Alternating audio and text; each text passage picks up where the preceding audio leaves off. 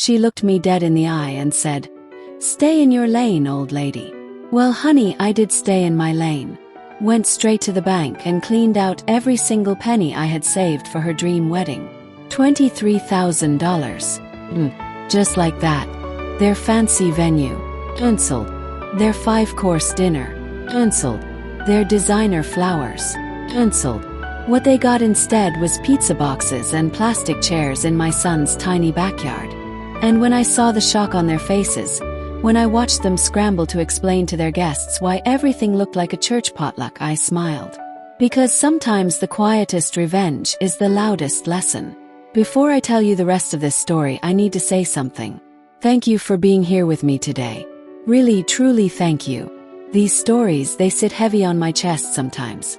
But when I share them with you beautiful people, when I know someone out there is listening, it makes the weight a little easier to carry.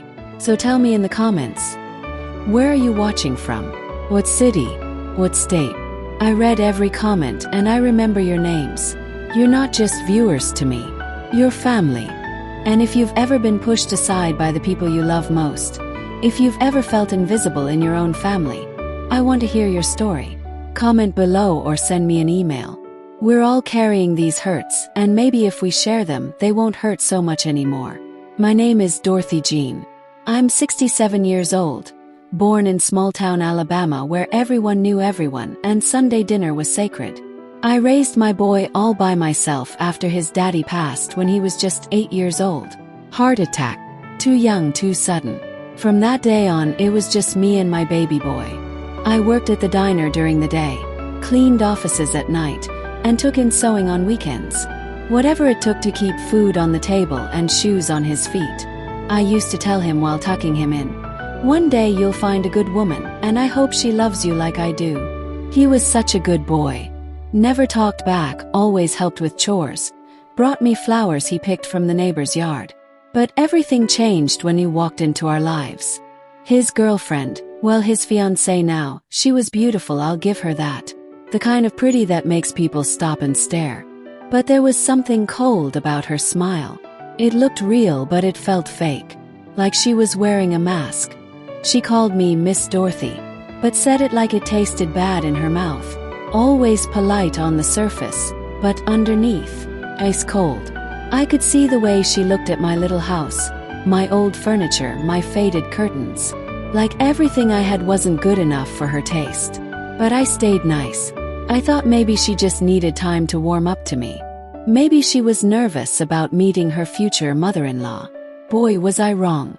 When they announced their engagement, I was so happy. I cried tears of joy. I immediately started planning how I could help make their day special.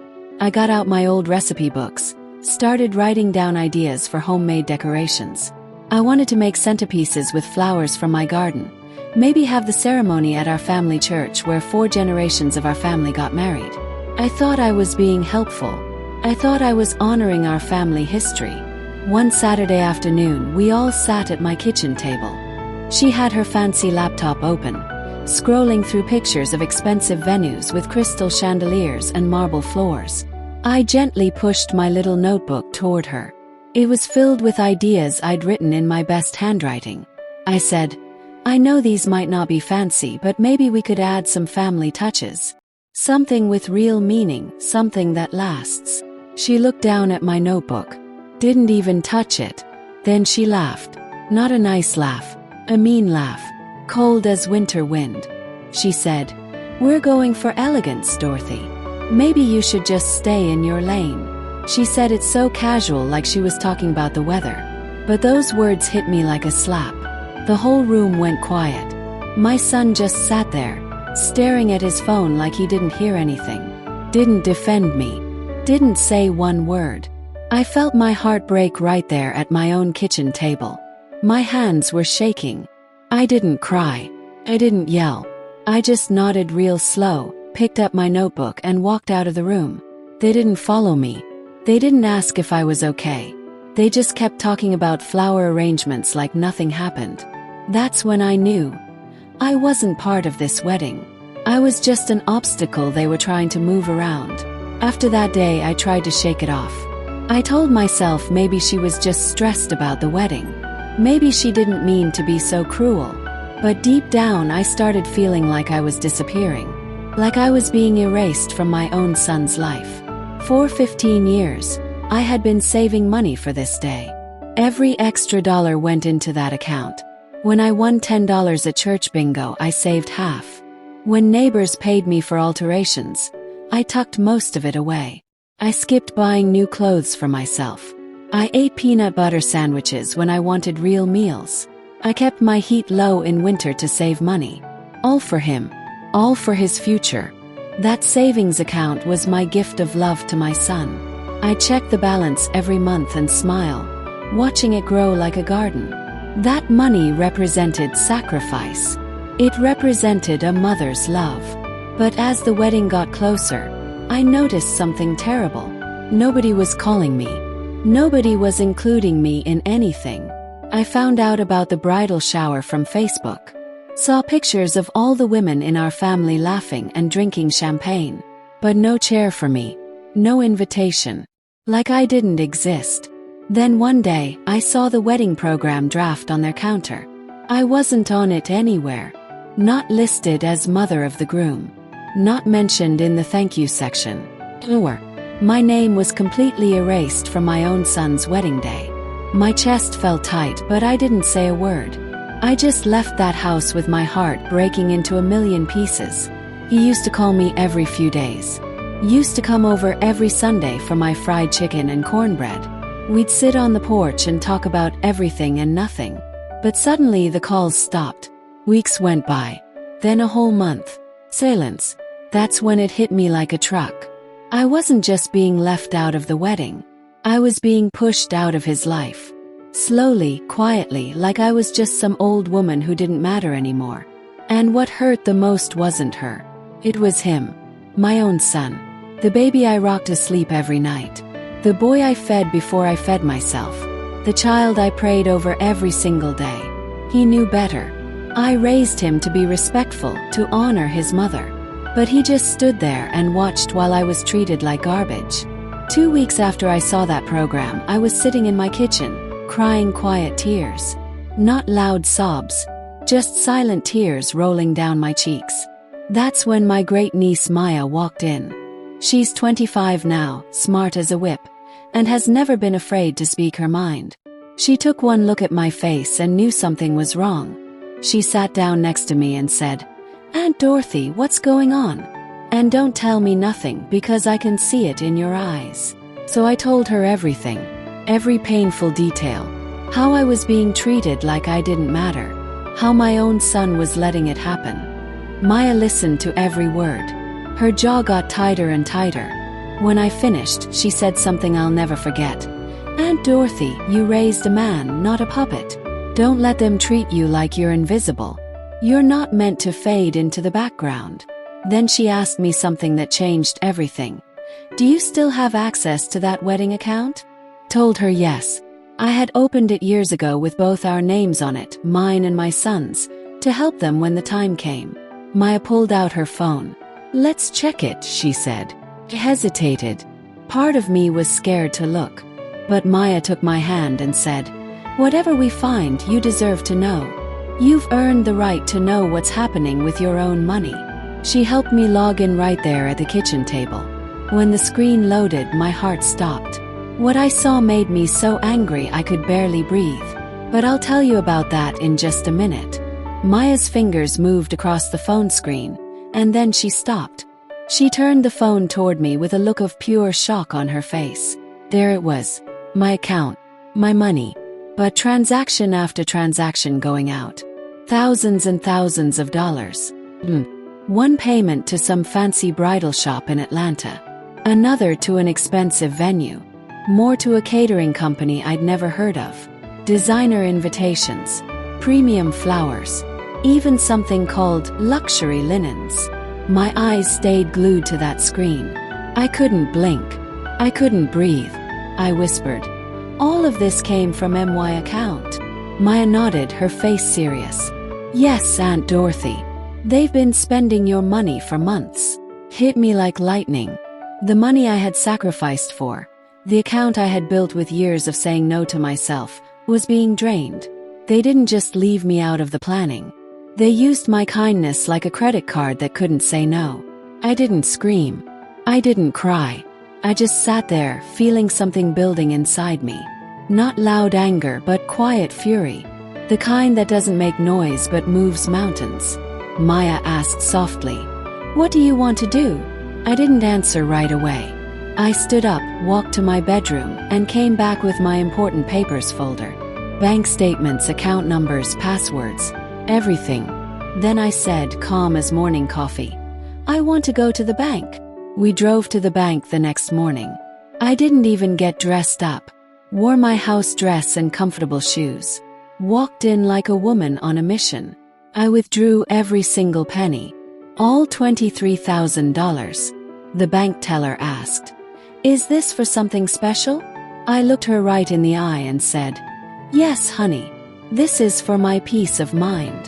I walked out of that bank with my head held high and my dignity intact. They said I was too old-fashioned, too loud, too much trouble. So I let my silence do the talking. And let me tell you, it spoke volumes. 3 days after I emptied that account, my phone rang. I was sitting on my front porch, drinking sweet tea and watching the birds. The caller ID showed my son's name. I stared at it for a long moment, took a deep breath, and answered. He didn't say hello. No "Hey mama," or "How are you doing?" Just panic in his voice. "Mama, what happened to the venue payment?" His voice was shaky, like he was embarrassed and confused all at once. He stayed calm. Sweet as pie. I stayed in my lane, baby.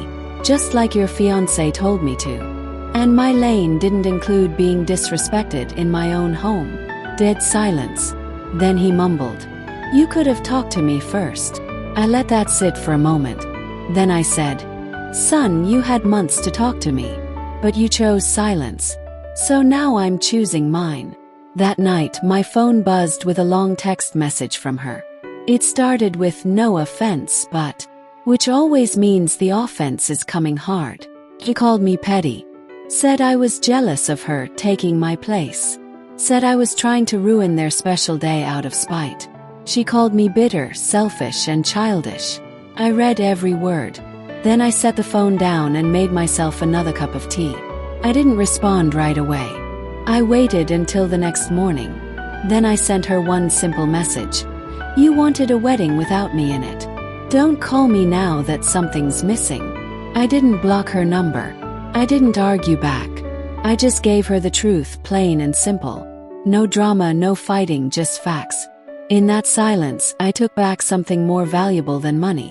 I took back my dignity. After all the phone calls and text messages and hurt feelings, I woke up one morning and made a decision. I looked around my little house. The same house I'd lived in for 40 years. The same porch where I used to rock my baby to sleep. The same kitchen where I cooked with love every single day. I realized I had been waiting too long. Waiting for phone calls that didn't come. Waiting for apologies that never arrived. Waiting for people to remember where they came from. So I decided to stop waiting and start living. First thing I did was go buy paint. Sky blue and warm yellow. I came home, put on my old work clothes, turned up some gospel music, and painted that front porch like I was painting my way to freedom. Every brush stroke felt like I was taking back a piece of myself. I called the ladies from church and invited them over for Bible study on my newly painted porch. They came, every single one. We sat with our Bibles and our sweet tea, sharing stories and lifting each other up. Then I did something I hadn't done in years. I bought myself a brand new rocking chair. Not from a yard sale, not a hand-me-down. A beautiful chair with soft cushions that felt like a hug when I sat down. Maya came over one afternoon and said, "Aunt Dorothy, what would you think about teaching cooking classes? The community center has a kitchen we could use." First I hesitated. Me teach. But then I remembered. Every time I cooked, I wasn't just making food. I was making memories. I was passing down love. So I said yes. On the first day of class, I put on my Sunday best. Not because I had to, but because I wanted to. Royal blue dress, my grandmother's pearl necklace, and my best shoes. I walked into that kitchen not as somebody's forgotten mother, but as a woman who had something valuable to share. When I showed those young women how to make cornbread with love and biscuits with patience, I felt something I hadn't felt in months. I felt important. Peace has a sound, you know. It's not explaining yourself to people who won't listen. It's laughter over homemade cake with people who see your worth. It's sitting in a chair you bought for yourself, watching the sunset paint the sky. It's waking up and realizing you're never too old to start over. Late in the fall, when the leaves were turning gold and red, he came back. I was on my porch in my new chair, wrapped in my favorite shawl, just enjoying the cool air.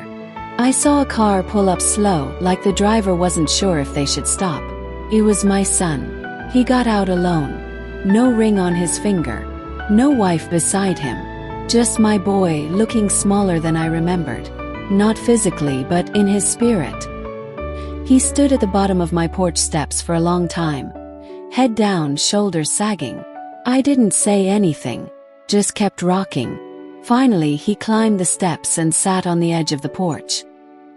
He stared out at the yard like he was looking for the right words in the falling leaves. Then he said, soft and shaky, "Mama, I'm sorry." I didn't jump up. I didn't cry. I just asked, "What are you sorry for?" He took a deep breath. "For letting her treat you like that. For not standing up for you. For letting your name disappear like you didn't matter." We sat in silence for a while, long enough for the wind to change direction. Then he said, "I'm not here for money, Mama. I miss you." I looked at him then. Really looked at him. He was still my son, but he was different. Life had taught him some hard lessons. You could see it in his eyes. He was holding the broken pieces of his pride. I nodded slowly. "I hear you, baby. But you need to hear me too." I leaned forward, hands folded in my lap. Sorry without change is just noise. And I've heard enough noise to last a lifetime. He swallowed hard, like he wanted to say more but couldn't find the words. So I reached over and gently took his hand. We sat like that for a while. Just the two of us, no words needed. I did hug him before he left. Held him tight like I used to when he was scared of thunderstorms. But I didn't invite him inside. Not yet. Some doors take time to open all the way again. Forgiveness doesn't mean forgetting. And love doesn't mean you let people walk through your peace with muddy shoes. If anyone has ever made you feel like you don't belong, like your thoughts don't matter, like your time has passed, listen to me carefully. Your value isn't tied to who calls you. It's not about whether your name is on some list or if there's a seat saved for you at the table. Your worth was never about how loud people cheer when you walk in a room. It's about how you carry yourself when the room goes quiet. You can love people with your whole heart and still say, "That's far enough." That doesn't make you mean. That doesn't make you bitter. That makes you wise. It took me too long to learn that setting boundaries isn't pushing people away. It's protecting the parts of yourself that took years to build. If you're watching this and feeling invisible, like your heart's been broken by your own family, like you've been made to feel like background music in your own life story, I see you. You are not invisible. You are not too much. And you are not finished. They told me to stay in my lane. So I did. But what they forgot is that my lane was paid for with sacrifice, with prayer, with love, and with grace. When the road got bumpy, I kept driving anyway. Before you go, if any part of this story touched something in your heart that's still healing, don't keep it locked up inside. Tell me your story in the comments. 5 words or 5 paragraphs, I'm listening. And I promise you're not alone. Hit that like button if this reminded you of your own strength. Share it with someone who needs to remember they still matter. And subscribe to join our family of truth tellers who aren't afraid to speak what hurts and heal out loud. We don't stay quiet here. We grow together. Thank you for watching, and I'll see you next time. Much love, Granny Dorothy.